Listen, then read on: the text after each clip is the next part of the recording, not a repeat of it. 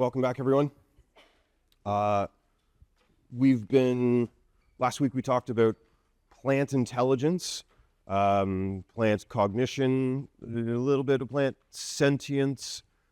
This week I want to open the question even further about which bits of the world are alive, feeling, which bits require moral concern.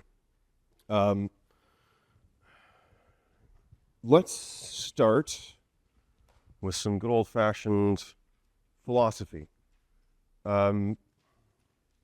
Which bits of the world are alive? Is a virus alive?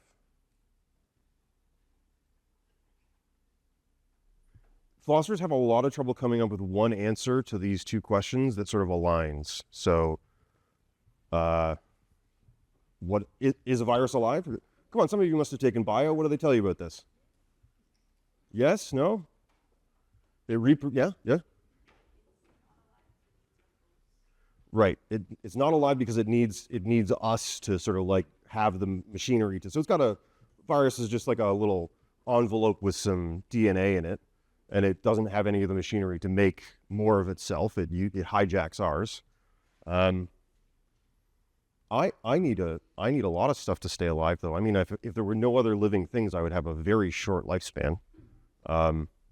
It's got to be part of it. Something about having the machinery to make itself, though. Does that help? So maybe the thing that makes something alive is having some kind of process that self-sustains. Does that sound right? Constructing yourself, maintaining yourself. Like a candle flame. A candle flame is a kind of dynamical process that creates the conditions of its own existence. As the flame is burning, it melts some of the wax, which is fuel for its own flame. So is the candle flame alive? Is it too early for philosophy? It's 11 a.m., but that's still, by Descartes standards, that's still early morning.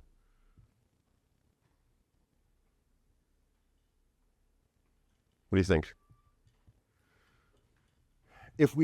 So we talked about environmental ethics, and one of the positions we talked about briefly was biocentrism, this idea that it's not sentience that makes something worthy of moral concern, it's being alive. Just literally anything that's alive gets at least a little bit of our moral concern. You gotta treat living things okay, sort of as a baseline. That makes this question kind of crucial. Which bits of the world are actually alive? And we talked about how some environmental ethics people think that something like an ecosystem deserves moral concern as well. So is there a sense in which an ecosystem is alive? Self-making, self-regulating. And you're generally available? I don't want to kind of like impose or just kind of say. Okay. I can see that you're deeply pondering but not rushing to contribute to this one. Okay. Okay. The current philosophical consensus on this question is that's a silly question and you shouldn't ask it. So maybe you're thinking that. The current thinking is there's something like 100 different, or there are literally hundreds of different proposed definitions for what counts as alive. Nobody agrees on any of them. So probably there's no good answer to this. Maybe your reticence is simple, philosophical acumen. You're like, I'm not getting sucked into this. This is a trick question. I can tell. It probably is a trick question. Okay. Just a bit of historical. So we're gonna talk mostly today about the Anishinaabe picture of this kind of the difference between parts of the world that are alive and they aren't. A little bit of sort of Western context I think would be helpful, partly because I think it's pretty funny, and also to note that the distinction between alive and not alive has been very permeable throughout the kind of like Western tradition.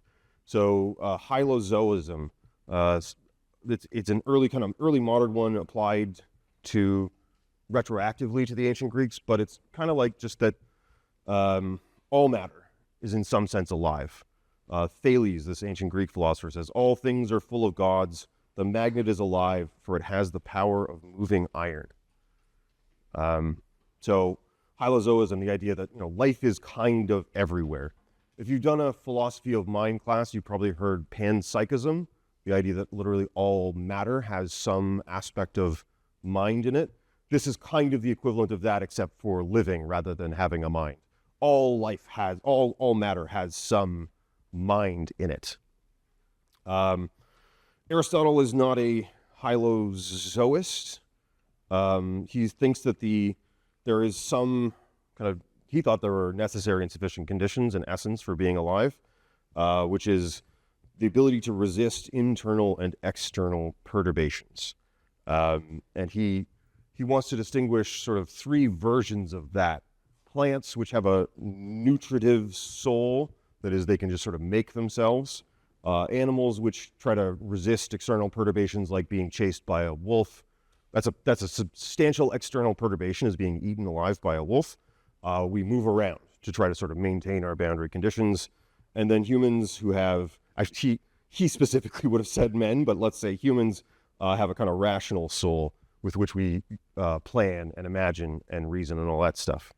But so he's not a hylozoist. He doesn't think that all matter is alive, but he does have a kind of fairly permeable boundary between living and non-living things. We're pretty comfortable with the idea that something that is alive can become not alive anymore. I hope that that's not news to anybody here. But Aristotle was, and kind of his Greek contemporaries were pretty okay with the idea that something non-living can become living fairly straightforwardly. So this is what they called this spontaneous generation. So until about the 19th century, the European tradition held that living things come from non-living matter. So, for example, frogs spontaneously generate from mud, snakes from a decomposing human spine. These weren't like late 1800 scientists thought this, but in that intervening period, here are some of the things that people held. Pliny the Elder, for a long time, from way back, says that a particular wind, the genitalis spiritus mundi, could impregnate sheep, tigers, vultures, and so on. So life kind of comes into being spontaneously. Yeah. So, like, I understand not being able to use the life cycle of weight very down. Sure. Maybe. There you are. They had sheep, but seeing sheep, they wouldn't see the separate male and female sheep. Don't get baby sheep, but they get like they refuse babies in the exact way. And do you know that things are really saying women? I don't think so. You might put this down to, so that's your point is well taken. How could anybody, partly why I wanted to show you this, how could anybody think this? It might be, we might put it down to, this is absolutely amateur sociology of science right now. Don't tell anybody I said this as a fact. I'm just spitballing. It could be partly the fact that the people who write things down and the people who farm sheep are different groups of people. And the people who are doing the writing down don't think much of the farmers. The farmers might have told you, no, they only get pregnant when they copulate. Pliny might have not wanted to talk to the farmers. Absolutely spitballing. I have no evidence that that's true, but something like that's got to be the case, right? Like, there's got to be some explanation for how people could have had the life cycle of various animals so wildly wrong. I don't know. The point for us is just that we have this pretty strong modern scientific view is life pretty much only comes from life. If you see life, it had to have come from another bit of life, except maybe 3.5-4 billion years ago when we had abiogenesis, the coming to be of the very first living thing. Yeah. Why is this something that something should be taught? Because it's partly so. Because I think it's funny, for one thing. I think it's funny that they think snakes came from spines. But the other reason is I consider it always helpful to have, if you want to understand what you know, you need to have something to contrast it with. So having a contrasting view lets you realize what you've always known. I don't know so it's quite possible that you never had the thought explicitly go through your head, living things don't spontaneously arise. But that's a view that was common for centuries in kind of Western thinking. And now you know that that's a thing that you think rather than just having it kind of an implicit background. This is one of the things that history is really good for. History helps us, you might say, defamiliarize or denaturalize the things that we think. Things can seem so obvious that you can't imagine anybody thinking something different. And when you go through history or when you look kind of cross-culturally, everything that seems so obvious to you can suddenly seem a little stranger. That's what I like. That's why I wanted to show you this, to make your way of seeing things a little stranger. That's the pitch anyway. I don't know. Also because I thought it was funny. I think I've said that 4 times now. Okay. All right. So I'll just mention that around the end of the 19th century, it became fairly clear that there was no special sauce for life, that there was no kind of life force. The consensus came around to the chemistry of life being the same as chemistry of non-life. And at that point, we started thinking about life almost purely in terms of needing to expend energy to keep ourselves going. So we distinguish between the stability of, say, a rock at the bottom of a hill from the homeostasis that you maintain, which is an active process. It takes work to stay alive. And that we are an open system. We have to constantly be exchanging matter and energy with our environment. What that means is around the time people stopped believing in things like spontaneous generation and started thinking of life in modern terms, life became almost defined in terms of our precariousness. The fact that you have to keep breathing, you have to keep eating to keep alive. Life becomes almost defined in terms of its precariousness. So if it seems like things are constantly falling apart and you're just hanging on, that might just be literally what it means to be alive. It's not an accident. It's not you. It's all life is just fundamentally to be alive. We have to be having these precarious existences. Yeah, just a thought. Anyway, I say almost defined in terms of there is no modern definition of life. There's huge literatures on this, big, reviews and meta reviews and attempts to classify all the different. I read a paper once that was just an attempt to classify all the different kinds of attempts to define life. Anything from structural features. Maybe you got to have DNA. That's one of the kind of pitches. Metabolic stuff that you're burning energy to keep yourself going. The fact that we reproduce, sort of genetic things, complexity, blah, blah, blah. It's probably a mug's game. The view that I'm tending towards lately is, you're probably not going to come up with a nice crisp definition of life that captures all your intuitions. But yeah, so this is Edward Macri, 2012, Why I Stopped Worrying About the Definition of Life and Why You Should as Well. He argues that all of our definitions are either kind of dismissively folk bracket derisive definitions or scientific definitions. If they're folk definitions and agreement is possible, folk definition just means like however people use the word, however people normally in their kind of like normal lives use the word life. And then people just disagree. People just use words differently, much to the consternation of philosophers. But if you have a scientific definition of life, that's probably also useless because all it could be useful for is agreeing across disciplines, but different disciplines are going to need to focus on different things. Maybe a virus counts as a type of life in ecology because what you're tracking is the way things with populations interact and that kind of thing. Maybe in biochemistry, it shouldn't be life because it hasn't got the right kind of biomechanical machinery. So maybe we don't have to worry about this. I'm going to choose to not worry about it, at least for today. All right. Okay, so things that we've picked up and put down so far today.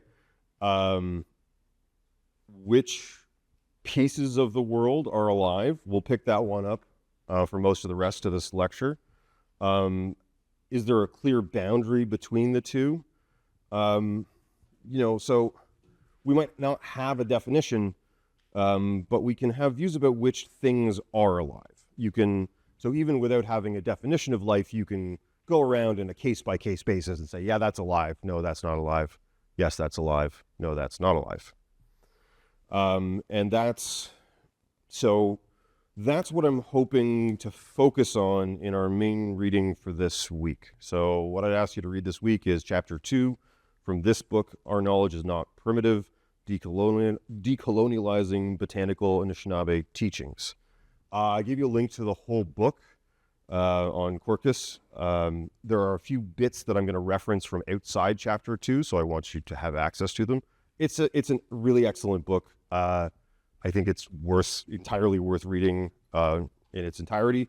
Some of the words in the chapter that you read are Anishinaabe, which is the language spoken by the Anishinaabe people.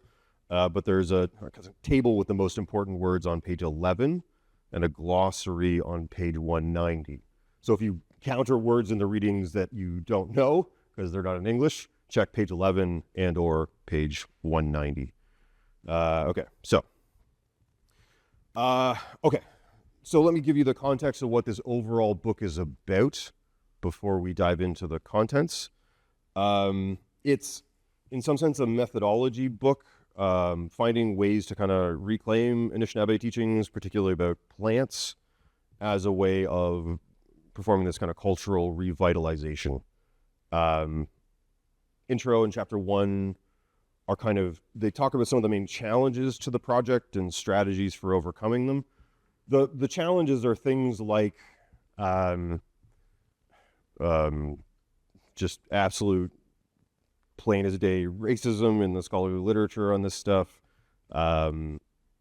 incompatibilities between the style of analysis you get in kind of like modern scholarly works and the kind of knowledge that they're trying to describe, that sort of thing, and just sort of lack of sources. We're going to focus on chapter 2, and there's even a specific section in chapter 2 that I think is the important one for us. Categories of animate and inanimate within Inanimacy. I'm sorry that I'm not going to be able to say these words right, but I think knowing the kind of overall context is helpful and important. Okay.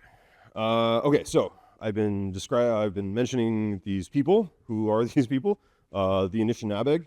So Anishinaabe, plural of Anishinaabe. It's a group of First Nations that live in Canada and the U.S. So it's a group of nations, not a nation itself. The group includes the Ojibwe, Chippewa, Ottawa, Potawatomi, Algonquin, and Mississauga, amongst others. So there is quite a lot of kind of cultural diversity within Anishinaabe culture. And Geniusz, the author here, cautions that what she writes is her own specific experience within that kind of broad cultural collection of cultures. That is to say, what she's telling us might not be what all Anishinaabe people think. There's quite a bit of difference and disagreement amongst these cultures. So we're getting one slice of one nation, something to keep in mind. Okay. Toronto's inside the land covered by the Dish with One Spoon Treaty. This is part of the kind of standard U of T land acknowledgement. So Dish with One Spoon is a very old idea, but the name is borrowed for a 1701 treaty between the Anishinaabe and the Haudenosaunee. Does anybody know? Have you heard this before? This name? Yeah. Can anybody tell what it means? What does a dish with one spoon mean? Yeah. Okay. That's okay. That's okay. I'm glad that then I get to tell you. That's great. It's actually a very interesting image. So the treaty was a bunch of these nations agreeing to share land hunting rights on land and sort of like the ability to travel and use the land. The Anishinaabe and the Haudenosaunee had not always gotten along prior to this. And the image of Dish with One Spoon, just imagine a bunch of people sitting around a plate of food, and there's just one spoon. They're all hungry and they want some, so you'd pass the spoon around, right? Whereas compare that to the image of everybody's got their own spoon, and every one of them is trying to shovel as much as they can into their mouth as fast as they can before the food runs out. So Dish with One Spoon. This concept is very, very old. But the treaty, and this is the It's called the wampum belt. This is kind of like the symbol of the treaty. It's the little black dish with the little white spoon in the middle. Basically an agreement to share and not take so much from the land that other people can't have some too. Now you know, that's what dish with one spoon means. Okay. So, why is Geniusz... Okay, so I told you this book is ultimately it's an attempt at coming up with research practices that serve the goal of cultural revitalization. Why does she need to do that? It was the genocide that causes that to be necessary. So quite a lot of... I don't know how many of you got like a Canadian education. I'm sure there's a bunch of internationals here who probably didn't get exposed to this stuff, but there was in Canada for quite a long time an explicit stated policy of trying to dismantle Native culture, not necessarily to kill every single Native person. My slogan was something like, kill the Indians, save the man. So that's very much like the definition of genocide, is an attempt to dismantle a culture and make sure it doesn't exist anymore. It wasn't subtle. It was very clear. It was very explicit and stated. So a bunch of strategies are used, legal strategies, and also compelled removal of Indigenous children to residential schools, forced sterilizations. That was happening. That is kind of still happening, but officially happening in Alberta up until the 1970s. So that's why. So when Geniusz says, look, I think we need to come up with strategies for revitalizing Anishinaabe culture, it's because there was quite a bit of on-purpose damage done to the culture for quite a long time. So that's there's a bit of a sense of trying to reconstruct the culture that was once quite a bit more robust. If it's coming from anywhere, it's coming from the fairly recent and extensive damage done on purpose by the British and then Canadian government. I hope this isn't super duper news to anyone, but I did think it was worth saying out loud. Okay. So, I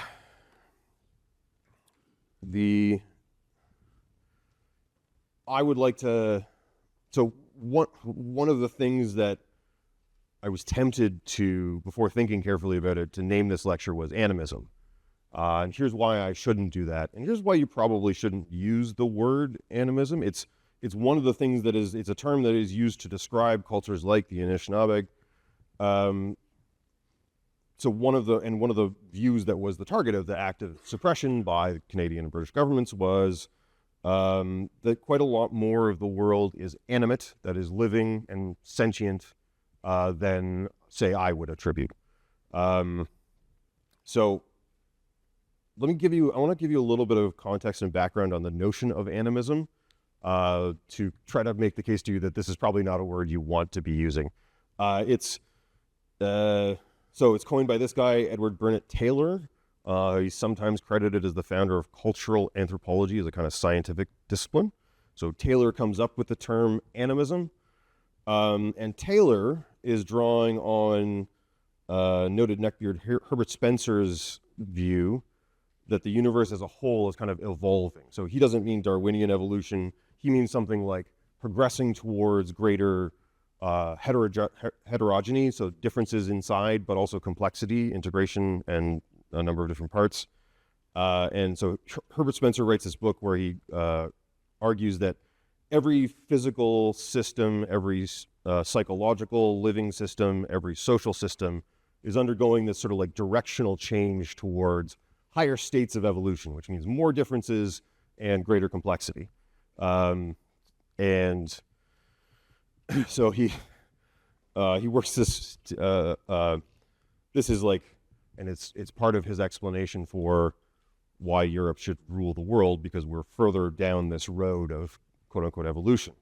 And then this guy Taylor works Spencer's notion of evolution into his analysis of cultures, the idea that they go through various stages of development, so that there's a kind of like, have you ever played Civilization, the game Civilization games, and there's like a tech tree, and you like kind of unlock it by stages and stages, and you can put different emphasis on different parts of the tech tree, but it's pretty much a straight line. as you develop, you kind of like move along this tech tree. More or less, that's the idea. More or less, the idea is that there are stages that any culture will go through, and you can see who's sort of like further down the road of evolution. So Taylor argues that every culture begins with a kind of religious starting point, which is animism. That is, believing the world is widely inhabited by life, and that life is widely inhabited by spirits. So there's a spiritual dimension to existence, and that there's life and spirits kind of all over the place. He describes this as the apparently universal law of, and I quote, lesser races, which then evolves into the, quote, higher worldviews, for example, his culture, the British. Okay, so this is where the term originates from. It's a very clear notion that there's a kind of arc of development for a culture from the bad beginnings to the better current version, and that every culture starts from animism, which is widely attributing sort of life and spirits to the world. It's not a term that anthropologists kind of use anymore. There's a bit of a like attempt to, reclaim and recuperate this term from its quite racist origins. It's not obvious to me. I'm not an anthropologist. It's not my fight. I found that there would an argument from Wilkinson 2017. Is there such a thing as animism? It seemed convincing to me anyway. I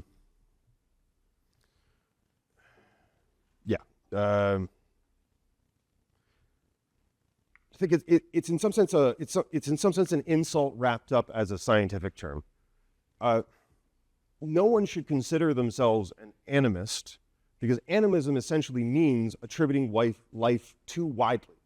That you think that there's more things that are alive than there are. So nobody should self-describe as an animist. Similarly, no one should self-describe as believing in the supernatural. If you believe that there are ghosts and spirits and all that stuff, you believe that's part of the natural world, right? To call something supernatural is essentially to implicitly say that it's wrong. You are incorrect in believing that that thing exists. The real natural world does not include that. Animism as a term is exactly like that. It's used to say you've attributed life too widely. You've done it incorrectly. Yeah.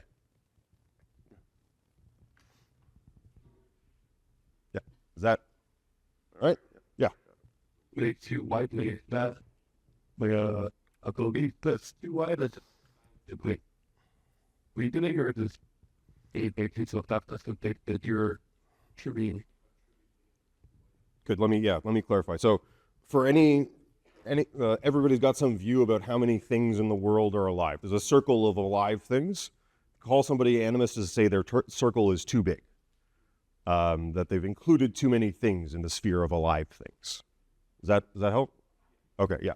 Of the set of all things that are alive, they've included a bunch of things that shouldn't belong in that set. Nobody should self-describe as an animist, because that just means you got it wrong in some important sense. Yep. Okay. So don't call people animists. Again, there's some people who want to rehabilitate the term. I don't think I want to do that. Okay. So back to our reading. There's quite a lot in this book, but there's a bit.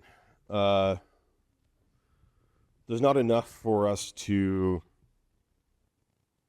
Let me situate myself here. She's talking about Anishinaabe botanical knowledge, but she tells us that actually getting that knowledge, having the knowledge, requires a kind of densely interconnected set of other parts of the Anishinaabe worldview, and this might distinguish it from, I don't know, like there's quite a bit of our knowledge that can be carved off from other bits of knowledge. I think you can learn arithmetic without knowing geography, right? And I think there's quite a lot of knowledge, and we're in something like the modern academic context. We sort of design our knowledge for that type of modularity, because if I'm writing a paper, I want people who I've never met to be able to understand it. I want people who have no personal connection to me to be able to pick it up and use it and do stuff with it. When I teach a class, I can't really assume all that much background knowledge. especially this class where it's like a bunch of STEM and humanities people, I have to sort of like build it not knowing who's going to come into the room. The Anishinaabe worldview is kind of not like that. It's to get what's going on in their picture of, say, ethics or epistemology or botanical, like literally just botanical knowledge, requires a bunch of stuff from the other parts of the worldview. And even more difficult from my perspective as trying to understand and then share this stuff, quite a lot of it is grounded in specific practical experience with, say, the plants or animals that they're talking about.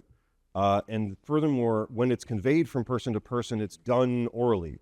So this is, the worldview is largely transmitted through stuff like stories.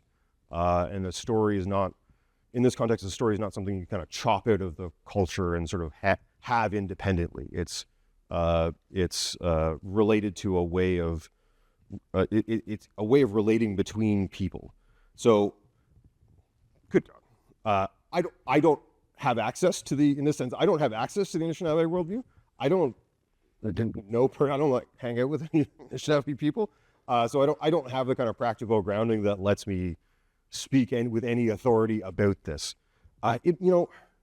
Maybe contrast this with, and without sort of like trying to rank them and say which is better, contrast this a culture where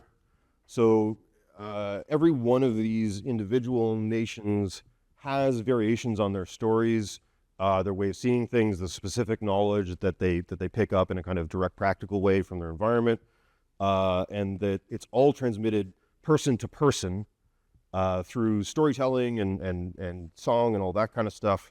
Contrast that maybe with the Vedas, where there was incredible time and energy put into reciting it word for word, getting not just the words but the intonation right, where there's a kind of canonical list or a canonical set of texts that everybody's putting huge amounts of effort into getting the words exactly the same. And that's from the perspective of somebody who lives very far away from that, both geographically and culturally. That's super handy because now I have access to those texts. Interpretation is complicated, and it's, there's people in Hindu culture disagreed with each other all the time about what the text meant, but there was a kind of core canon that is accessible for scholars to look at. And the Anishinaabe worldview is just kind of not like that. It is situated. It is intertwined with the kind of practical and communal aspects of life. So all that to say, I'm going to try really hard not to act like I know this worldview, and keep an eye on me. We can help each other so that I don't. Philosophers have a tendency to kind of like sound off like we know everything.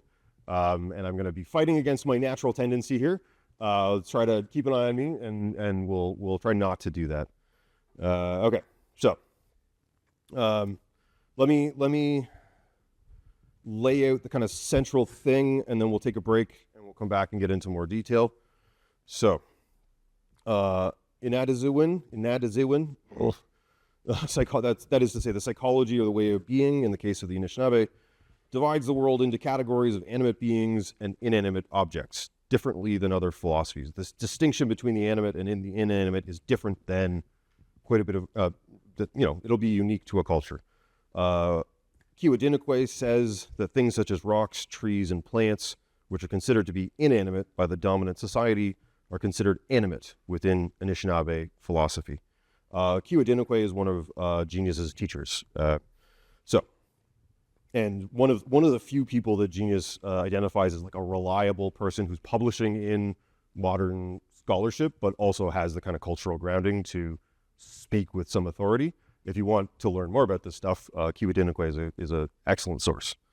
Okay, so that's the central thing that we came here to kind of think through.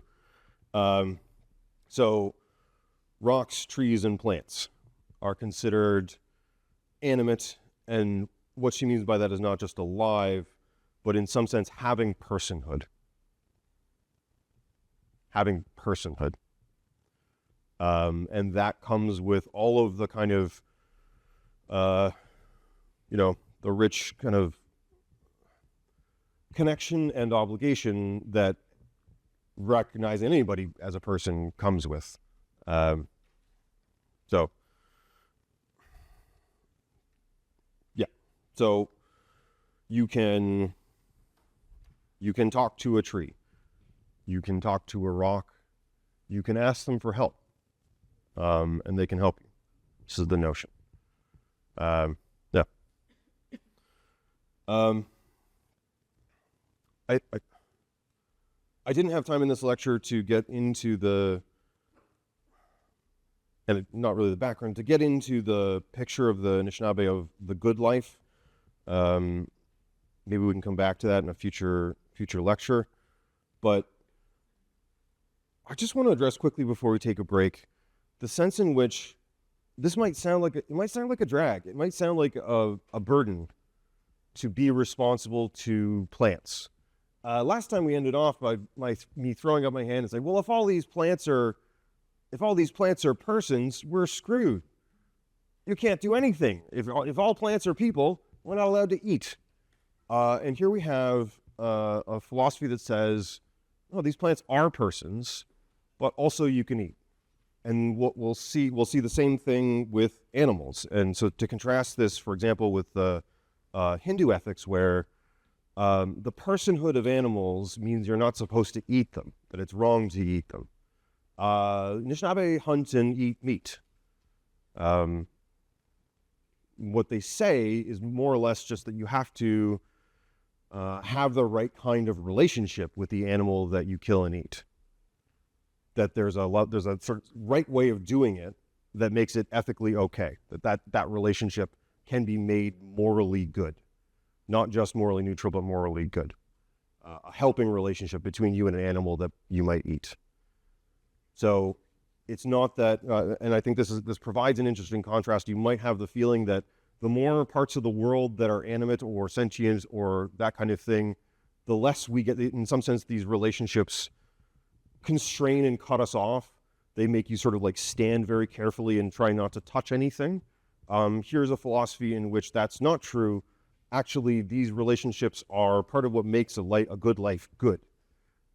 It could be that our way of seeing individuality in modern Western culture has cut us off from, has caused people like me, for example, to think of any relationship, any responsibility as a burden rather than part of what makes you who you are and what makes life worthwhile.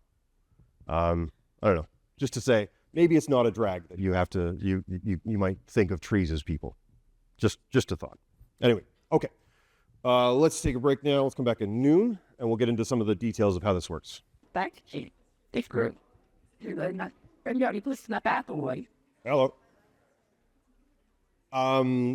Somebody just asked me a question that reminded me that next week is Thanksgiving and therefore we have no class next week. And I'm 95% confident that I told the TAs that means there's no tutorial next week either.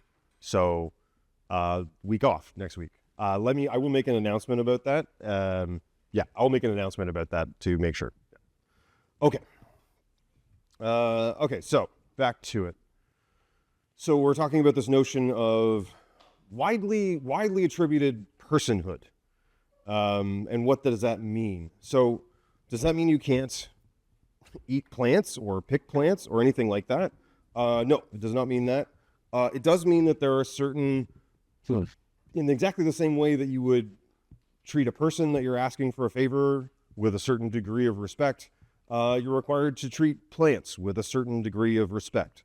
This is a book about botanical knowledge, which is largely using plants to cure illness, increase your health, that kind of thing. So yeah, they're using a lot of plants. But the section is on protocols for gathering materials from plants and trees. There's a protocol. So this is a group of people, an image of people collecting sweetgrass. And they say, first there's a small offering of asima, or it's a kind of tobacco, Nicotina rustica, not the kind that is in a cigarette. This stuff is you wouldn't. There, it's given to the plant sometimes by digging a small hole and placing a bit near the roots, just sort of like a little offering.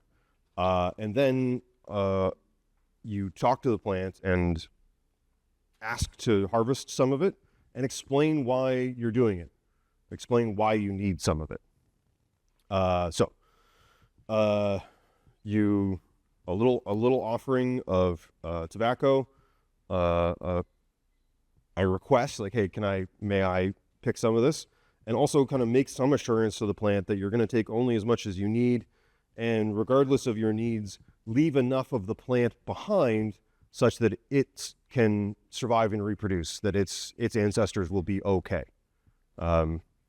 So you don't have to do that. So they're collecting sweetgrass, like a bunch of blades of grass. You don't have to do that at every single blade of grass, but you might do that if you're going out for the day to collect some at the beginning. So you sort of speak to the collective of sweetgrass and say, hi, may I please harvest some of you? Here's why I need it. And I promise not to take so much that you don't have sort of like a viable offspring kind of thing. So there's that. Geniusz talks about how there might be, for some plant materials, you might have specific songs you're supposed to sing. So in the Anishinaabe sort of like stories, there's this character, Nanabozo, who's kind of like a half spirit, half man. He's hilarious. He bounds around doing zany things, often very helpful. So he instructs him to sing a particular song while gathering some roots.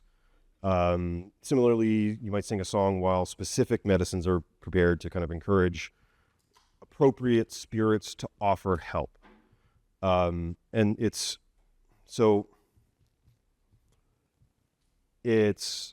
not just that the plant matter helps cure disease. The plant has a spirit, and your job is to kind of like enlist the help of that spirit. It's not just the stuff. Okay. And it's not just that you ask. Geniusz talks about listening for a response from the plant. So consent might not be given. Please note that this is a feature of literally all consent. If you ask for consent to do something and then don't listen to the response, you didn't actually ask for consent. That's not a real request for permission if you are not actually responsive to some kind of response. So again, just think of any asking for permission from anything from a person. The same kind of basic structure applies here. So there's a couple of examples. You want to see what this looks like on page 64. It's no systematic formula for what consent looks like is given. That makes sense to me, since probably there's no good systematic formula for consent between human beings either. There's probably, a yes given under duress or involuntarily or in the wrong circumstance doesn't really count either, right? So the specific way that she describes listening to the responses of plants are subtle, and probably stuff that I wouldn't have noticed. I think there's one where there's like a bee flies, somebody asked permission to harvest some flowers, and a bee flies out of it, and she's like, oh, that feels like a no. It's not that every time a bee flies out, that's a no, but in that specific circumstance, that felt like a no. So some kind of openness and receptivity towards signs or signals from the plant or animal that it has given consent to be harvested, and then you go ahead. When I did this lecture last year, a student told me that in a different class, she had been told that with animals, there's something about, you can see something in their kind of body language that conveys consent to be hunted or sort of harvested, that kind of thing. So, okay, so is that, yeah. And we also just think it makes sense that these seems to be quite relational. Yeah. So in some sense, if you have any conception that the thing It's a refusal, and it's not systematic sense, kind of feasible purpose. Excellent. Yes. Yes. It is a deeply relational worldview. Yeah, it is in some sense. So this doesn't sort of clean out the question of like, who are we? For any question of like, how should you live? You should have some notion of who and what you are. The Anishinaabe answer to that is going to crucially involve that you are constituted in part by your set of relationships with people, with animals, with plants, with the natural environment, which is, if you think all the way back to like Aristotle's answer doesn't really involve that. Aristotle thinks that you can define what a human being is in terms of the properties of that individual animal. You don't need to have a bunch of relationships to tell you who you are. The Anishinaabe are deeply, deeply relational. Exactly. Yes. Good. Yeah. Okay. So, on this notion of permission, so I feel like I'm just advertising different parts of this book that I thought were really interesting. In the appendix, there's a couple of recipes for plant medicines. So a tea, wort cream, skin balm based on white cedar. And the recipes themselves are fairly straightforward from a purely mechanical sense. Like it's not a big, like it's, you take some of the foliage and steep it in hot but not boiling water for 5 minutes or something like that. But if I did that recipe, I would not be making this plant medicine, because the spiritual connection to the tree is the essential ingredient in the medicine. It is not that they think that just having some leaf tea is sufficient to provide healing. All healing is regarded as physical, mental, emotional, and spiritual, kind of all at the same time. And preparing a plant medicine is a matter of having the right kind of relationship to the tree. And it's, like any human relationship, it's not just a matter of walking up and saying the right words. This is why pickup artist stuff is never, ever going to work, because they think it's a matter of just saying the right code. If I say the passcode, then I get access, and that's not what human relationships are like. It's about kind of like building a relationship over time and having the right kind of like, anyway. Okay, so having basic respect for living things involves, in the Anishinaabe worldview, having respect for things like rocks. So rocks are sometimes called the grandfathers, and when they're used for human purposes, and especially for ceremonial purposes, you might seek out permission from the grandfathers. The example in the book given by Geniusz is taking rocks and breaking them apart to kind of like line a path. And you might explain to the rocks, like, hi, I know you've been around for much, much longer than I have. You're part of this world. Here's what I want to do. Here's why. And you might ask permission from the rocks. Yeah. Okay. So, we talked in previous weeks about, in the Ascent Project and Hindu environmental ethics, how something like sentience means you're not allowed to do bad stuff to a creature. And last week I worried, if plants, if it turns out, the scientific evidence is not stacking up that plants have a whole lot of sentience going on. But if it did, then does that mean we can't eat them anymore? But as I said, the Anishinaabe regard animals, plants, rocks, rivers, etc. as persons deserving of respect, and also something that you can eat and make tools and clothes and shelter and all that stuff out of.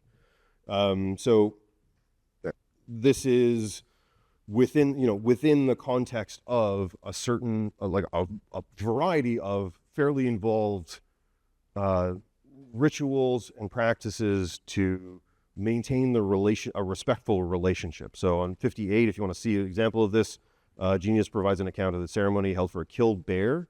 And the idea is you ask permission from you're hunting the bear, you ask permission from the bear, consent is given, and then you bring the bear back to your family as a kind of honored guest, and then from a ritual so that its spirit goes back to the bears and says, these people are okay, they did this well, and you should allow in the future yourself to be hunted. That's the idea. Yeah.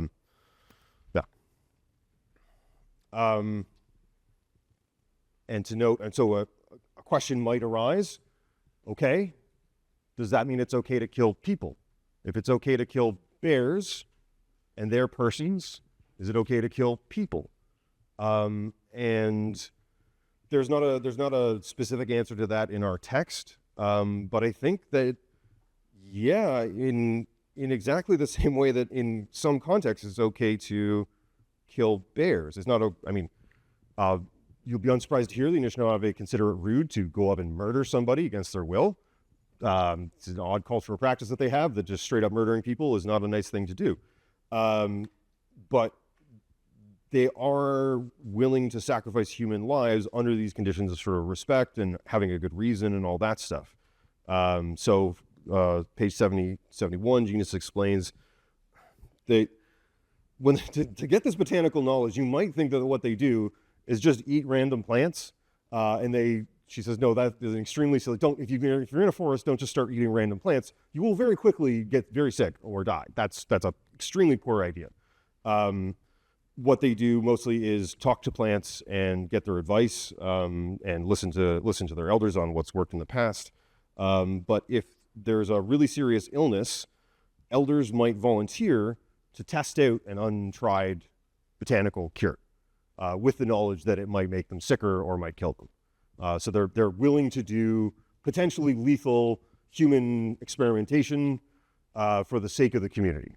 So under conditions where like everybody gets like, this is really important, there's a good reason, you don't just give grandma the new concoction, you ask her permission.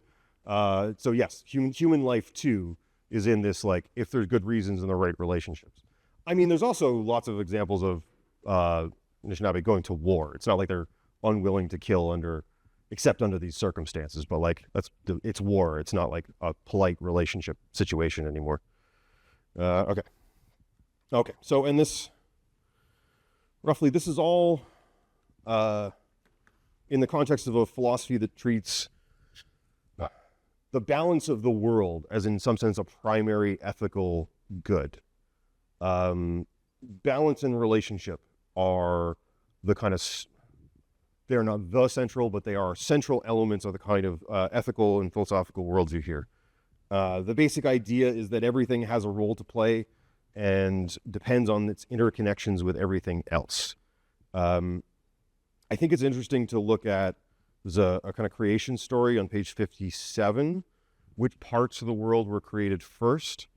Rocks, and then weather, and then spirits, and then plants, and then trees, and then non-human animals, and then human animals. And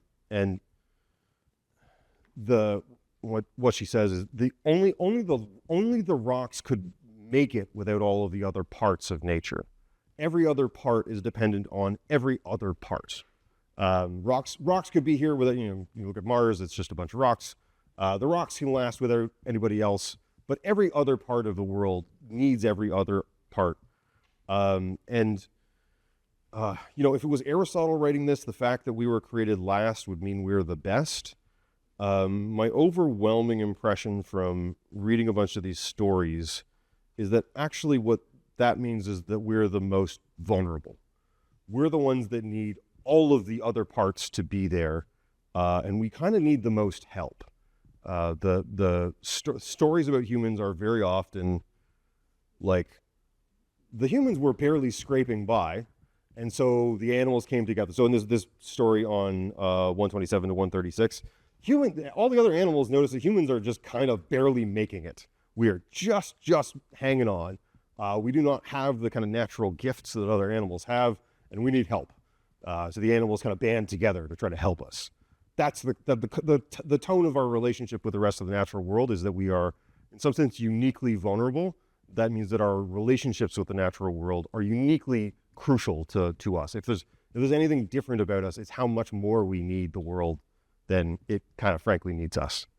It needs us. We have a place in the kind of balance of the world, but we're quite dependent on the rest of it. Okay. All right. So What should we think about this? I have not been pitching this to you as something that you should now believe. That's not my intention here today. I don't believe that's, so the ethics are really good, but I wasn't raised in this worldview. I'm basically a modern Western, scientific-minded person. Furthermore, it's not even clear that I have access to the thing which could be believed. That is to say, there's an integrated worldview here, a collection of beliefs and practices and ways of living that are all tightly meshed together, and it's just silly to sort of split off little bits of it and evaluate them individually. And especially given the emphasis there is on connection and knowing the world by existing in a practical connection with it. Us trying to evaluate this worldview now would be a little like trying to evaluate someone based on their Tinder profile. Like, what we have is a tiny fragment of this culture that has been written down, but the real thing is not a thing that I have access to, so I certainly can't give you access to it. So let's not try to evaluate this thing for truth or falsity. I think you can talk a little bit about the kind of practical results of this and similar worldviews, though. So, what does it mean? What does it mean to attribute personhood widely? Here's an example of what that kind of looks like in practice. Personhood of rivers. So lots of people around the world, not just the Anishinaabe, but like tons of cultures have attributed personhood to things like rivers, mountains, that kind of thing. So there's this 2010 paper, just as a kind of scholarly example, Morris and Ruru, they argue that rivers should be legally recognized as persons in New Zealand law, since the Maori, the indigenous people of New Zealand, regard them as ancestors. They regard themselves as related to by kin to the rivers, and that they should therefore be recognized as persons. This would allow human representatives to argue on their behalf in court. So this is the right. They're arguing for the legal personhood of rivers. So in the same way that, if somebody kicks your 3-year-old, you could take that person to court. The 3-year-old wouldn't be defending themselves in court, but you could, because they have legal personhood. Legal personhood for rivers? I don't know. Here's a more Canadian example. The Magpie River. So after forging relationships with other communities in the Côte Nord region, February 2021, the Ainu Council of Inanimacy obtained legal personhood status for the Magpie River in collaboration with the Ani Regional County Municipality and the Alliance. Mutashaku Shipu. Sorry about that pronunciation. Okay, so in this specific case, this is a river in Quebec that has been, in 2021, granted by a local council and the regional municipality personhood. So that means in this specific case, the right to flow. And you might think, yeah, what do you mean the right to flow? But Quebec has got quite a few hydroelectric dams. That would be a violation of its right to flow. The right to respect for its cycles, the right to its natural evolution to be protected and preserved, right to maintain its natural biodiversity, right to fulfill its essential functions within its ecosystem, right to maintain its integrity, right to be safe from pollution, right to regenerate and be restored, and the right to participate in court proceedings and to sue. Here, there's a local example. The Amazon River, I think in 2018, was granted by the Supreme Court in, God, I think it's Brazil. I'm sorry. I think it's Brazil, legal personhood. So what do we think? Legal personhood? Yeah. Like they were used for violating the sexual. Yep. I don't know. So I mean, this is I don't know. I don't just throw the money in the river again. No, like if you sue, usually you're suing for some legal remedy, and very often the legal remedy involves like stop doing that thing and maybe fix the damage that you did. I don't know how it would actually play out, and I don't think that there's I don't know how you would have to sort of work it out because of the kind of common law structure of Canadian law. We rely a lot on precedent, and this would be relatively unprecedented. So I don't know how we do it. Yeah. I mean, I think it seems like a phony enough to the same sense that corporations in some sense have bonds. Yeah. Yep. Importantly, I don't want to get too political, but like for instance, in international trade court, you could sue as a corporation, say that my right to specific access to this market has been yes. Right. Look at me affected. Good. We're assuming there's a telos for a company and a telos for, and we're saying that not being like hinged upon it by you. Yep. So this isn't really, it's really just mapping onto a physical entity and saying they already have. Excellent. Yeah. Corporations get to be people, legal people, right? I don't know. Is there any reason that a corporation should get legal personhood where a river shouldn't? Yeah. Yeah. What we calculate. Right. So, you might say the river has interests. Now, okay, so here's where the kind of friction between adopting, this is not the Anishinaabe people, but adopting a worldview where the river has a kind of spiritual personhood as well might come into tension with the legal question. But like, I don't know, we all refuse to answer my question about whether candle flames are alive. A candle flame is a self-maintaining system. Maybe this actually matters now because the river might well have interests in the sense that it's got, essential functions within the ecosystem. It's got integrity. It's got the right to flow. So the river ceases to be the river that it was if you put a dam across it. And you might well say that that's an interest. I don't know that corporations have particularly interests either. I guess they have a thing that they tend to do, which is to maximize profits for shareholders. But is that an interest? Or is that like the candle flame, where it's like, or a virus, where it is a tendency to do the thing rather than a thing that it deeply has? I think these questions might actually start to matter. Yeah. Corporation is somebody, like they have policies and somebody to voice their costs, like a ski shuttle or account. Right. The river, it doesn't have anybody new with absolute certainty know what it wants. Like you could have people who advocate. Yeah. Whatever they want. Yeah. How good. Okay. So, but how does a CEO know what the company wants? the CEO, the head of the company. Yeah, but they have a board. I mean, and their legal responsibility is to the fiduciary interests of the company. I mean, you can think of examples where a CEO is advocating for something that is wildly against their fiduciary responsibilities. Say somebody demanded, I don't know, to make up an absurd example, $1 trillion pay package, just to make up nobody would ever do that. But imagine somebody demanded $1 trillion pay package. That would be wildly against the telos of the corporation. And now that the distinction matters in a kind of legal sense currently. I don't know. I don't think you can say, well, the CEO is the omnipotent, omniscient, whatever they say the interests of the corporation are. Not in a legal sense anyway, because the CEO can get booted if they don't do what's in the interest of the company. Right? You can get kicked out, right? Yeah. I'd say the case correction with it's PDRs like still do not interest, whereas one cannot.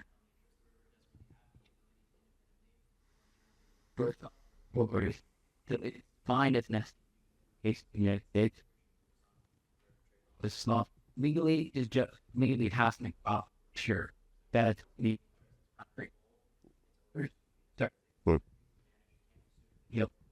Yep. It's whether it's wrote that more to be by it. So be Yeah. interest of a healthy river. Mainly affiliate government or maybe videos. What the interest of land is not what we have to itself. We're reading something outside itself to defend it. Okay, so the river cannot personally sue somebody dumps a bunch of garbage in it. The river can't personally sue in it.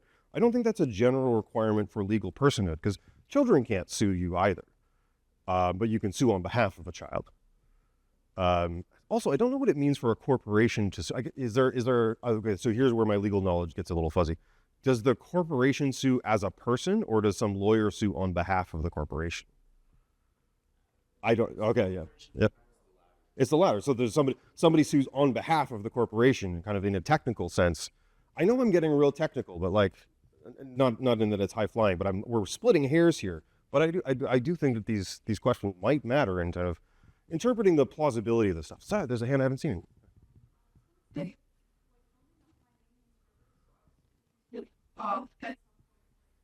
And it's Hey.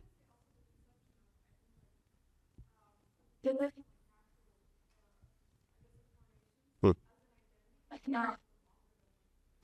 Yeah. Right. Yeah.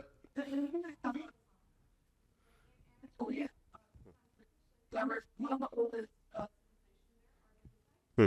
And they thought, well, just like they call it not as being like a lost of where lighting. Children not able to first and that. Okay. It was so representing it also like the whole positive. Right. But I'm not here. The whole thing. Yep. I guess like what? That is so it's actually very common to attribute personhood to things like rivers, mountains, and so on. So if we're looking at legal precedents, this has got a very long precedent, older than most legal systems. Sorry, yeah. Just wanted to say, I mean, I also think there's an illusory nature to the laws, in the sense that you take social norms, so you utilize them, systematize them, and then you practice them throughout history. And so someday somebody says to you, like, we can't make personhood for a river because the law says we can't. I still look for your state norms that we get into it. Right. And somebody's like, we can make the law become an external object that justifies just our social judgment. Good. Yeah. Oh, laws is this. It's almost as though it's not really a reflex. Yeah. Good. Yeah. It's silly to say, well, there's no precedent for making a river a person, therefore you can't. Well, you can. Yeah, you can. You can change the laws anytime. Not anytime you want. There are processes and procedures, but you can change the law. Lots of evil things have been illegal, and lots of fine things have been legal throughout history. So, sorry. So, yeah. It can get rid of the but how? Yep. Here, the law that it gets this way was good. Can I see the word where the myself of my right in, if it's what my health? Maybe. So here's some of the legal questions that need to be sort of worked out. Yeah. Now, if you build your house right beside a river, I think that might be on you. But like, just given that rivers rise and fall or something like that, this is an interesting question. Like I don't know. Yeah, I don't know. You can't put corporations in jail, even though they're persons, but you can sue them. Yeah, I mean, maybe that. So you'd have to define the kind of responsibilities and reasonable expectations for a river, and then that would be a basis for suit. I don't know. Maybe it's a specific kind of person, like nobody's confused about whether a river is like a human being or not. Everybody recognizes that this is a different sort of person. But yeah, maybe I don't know. Yeah, sure. Thoughts over here. So it's but then what would the recourse be to a river if it's to do some kind of wrongdoing? I don't know. That's a good. I don't know. Fishing rights? I don't know. So, I mean, like a river really does contribute a bunch of stuff to the kind of local ecosystem, local economy, and all that stuff. Maybe you get a slice of that. I don't know. Serious answer, I have no idea. Yeah. Maybe you can have rights without having responsibilities. Maybe like a child has rights without having responsibility. You can't charge a 2-year-old with a crime, but you can be charged with a crime against doing something against a 2-year-old. So this might be that situation. I don't know. Yeah. Sorry. Yeah. I would argue that like so river and like natural resources like can't obviously they do stuff that's not in like a depressed. Hmm. But I don't think that like we can ever charge them as singing well because they all like we already exist in like a sort of unity with them. Use them and also give back to them. And if we're trying to like put like rivers like corporations like against each other, I think it's like I think it's like with corporations, they avoidably can try to manage us, but in the end, I think a lot of the time their interests are more like selfish than just like, oh, we're gonna give everyone like we're gonna Yeah. like, oh, how can we go river like do someone? That's kind of like putting a river into more like human like attributes so that we can try to like understand, but we actually like care for the and stuff. Like they're not gonna give like the river, still the matter to the river. But if we do say, oh, you like do this river, like you can make up. Yeah. You know, like a corporation can understand. So that's like kind of the only way to try to like fight for the rights of rivers. Yeah, nice. Good. That all sounds reasonable to me. I just want to note that this is sort of the pulling apart of two different ways of seeing, say, the personhood of river. You could say we're going to give the river as if personhood because I need a legal mechanism to protect it. I don't really think I don't subscribe to this stuff. I don't actually think that a river is a person in a spiritual sense. But that's a different account of this than people who quite sincerely regard these as persons in the full sense of like sentient, with moral worth and have the full sense of personhood. So yeah, so you can do this sort of like, and maybe this is the kind of like knife's edge that they're trying to ride here, that most people I think acknowledge that we should conserve features of the natural world because we depend on them. That isn't even a moral stance. It's a basic instrumental, like, hey, if you wreck the whole place, you're not going to have anywhere to live. And then people who have these kind of quite sincere, like, no, this is literally my kin. This is literally one of my relatives. And maybe you get maybe legal personhood falls in the kind of overlap there. And that's, I don't know. Okay. Good. Oh, yeah. Just like if this personhood is right, what do we do in the scenario where the river is based off of this like a river floods into like sort of protected area where it was like a endangered species, and then we also have a responsibility to protect that species, but then we're bringing over the rains, stop its natural evolution to watch that area have this. Yeah. Like that. Like for situations like this, where's the line drawn and things like that, or like okay, we sort of have to check something else. Good. Yes. That because it has.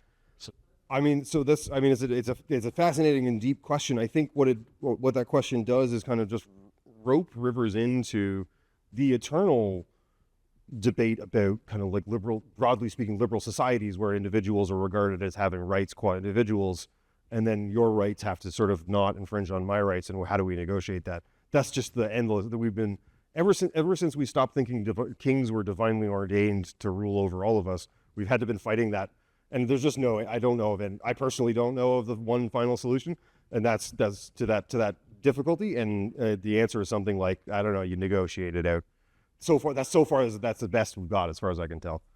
But yeah, that just includes them in our endless squabbling about how much what I do is my right, and how much can I because not all harm is illegal, right? You can stand on a street corner and yell nasty things, and other people can be like, that made my day worse, and that's not illegal. So yeah. Okay.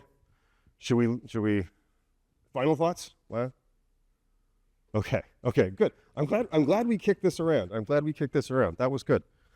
Okay. Okay, so this is all in service of thinking about what are so I'm not in a position to evaluate the Anishinaabe worldview. But we can think through some of the practical consequences it might have. I want to make an argument for you now about in some sense, cognitive consequences, and the sort of how that that feeds into the practical way that you inhabit the world, of attributing personhood widely, thinking about trees and non-human animals and features of the world as persons. So let me give you a little bit from this book, 1491 by Charles Mann. And he argues that when Europeans first came to this continent, they made a deep, deep error in understanding what they were seeing. When you read early accounts of Europeans coming here, they're like, the fish were so thick around my boat that you like stick a net in and come up with 4 of them. The forests were full of trees with nuts and fruit on them. Animals, you know, the number of like bison and buffalo on this continent was staggering. And when Europeans came here, they're like, whoa, this place is super, super nice. It's a paradise. Relative to Europe, you know, like Britain used to be covered in trees. And now it's like empty, low rolling hills because they chopped down all the trees. So when they came here, when people came here from Europe, they were like, this is a paradise. And it must have been kept so nicely for us by God, for us to come take over. And like, that's not what was happening. That's not what they were seeing. What they were seeing was the result of centuries of careful, conscious, intentional land management. For example, common tool for land management in North America amongst a bunch of indigenous groups was controlled burns. The intentionally start fires that burn away dry brush, undergrowth, and particularly keeping the plains as plains where these unimaginably humongous herds of bison and buffalo would be moving around was constantly maintained by, on purpose, lighting little fires in the right way at the right time. Please don't leave this classroom and go, I'm going to make a contribution to the environment and just set a field on fire. That's not what you gotta have to like have some experience and thoughtfulness. But I find it's very dismissively called a cultural burn, as this is a quaint cultural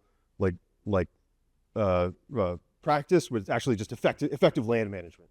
If you do a bunch of controlled burns, you don't get massive wildfires that rip through and make the summer sky like gray, as we've seen in Toronto the last couple of years.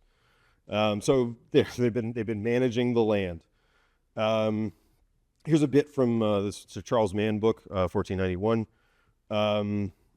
Sometime in the first millennium AD, the Haudenosaunee, who had burned undergrowth to facilitate grazing, began systematically replanting large belts of woodland, transforming them into orchards for fruit and mast, this nuts. From today's perspective, the success of this transition is striking. It was so sweeping and ubiquitous that early Europeans visitors marveled at the number of nut and fruit trees and the big clearings which allowed animals to graze, with only a dim apprehension that the two might be due to the same human source. So one reason that Bartram, an early colonialist, failed to understand the artificiality of what he saw was that the surgery was almost without scars. The new landscapes functioned smoothly, with few of the overreaches that plagued English land management. So Mann notes that European environmentalist movements often frame the indigenous relationship with the land as non-interference.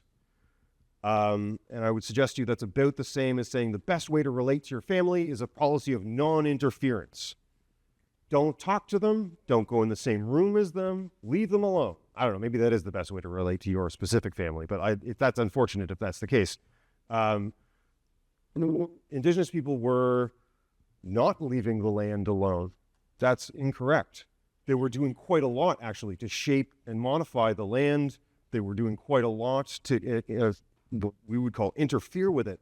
But they did it with some basic care that would be enforced by seeing personhood in all of the plants and animals that they're interacting with, not merely as means, but also as ends in themselves.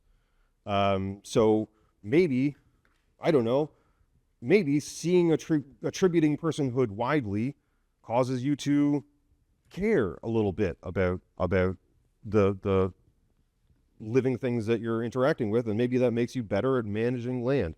radical thesis, I know.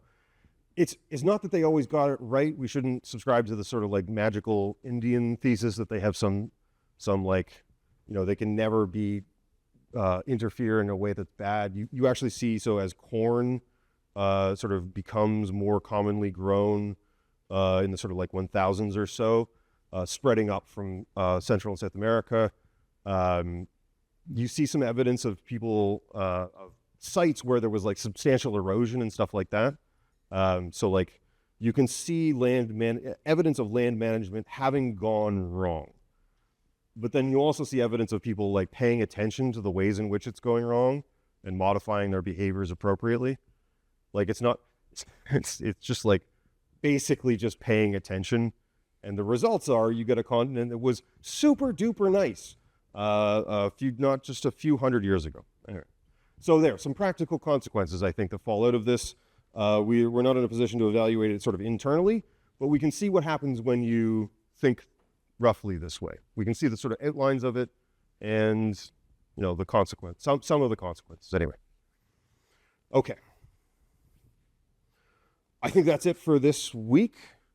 Next time, we're going to talk about some weird stuff. We're going to talk about a contemporary biologist, Michael Levin, who similarly thinks there is agency way, way more places than you might think. He's going to attribute agency to subcellular processes, to embryonic development, all over the place. And we'll see his arguments for that and what consequences they might have.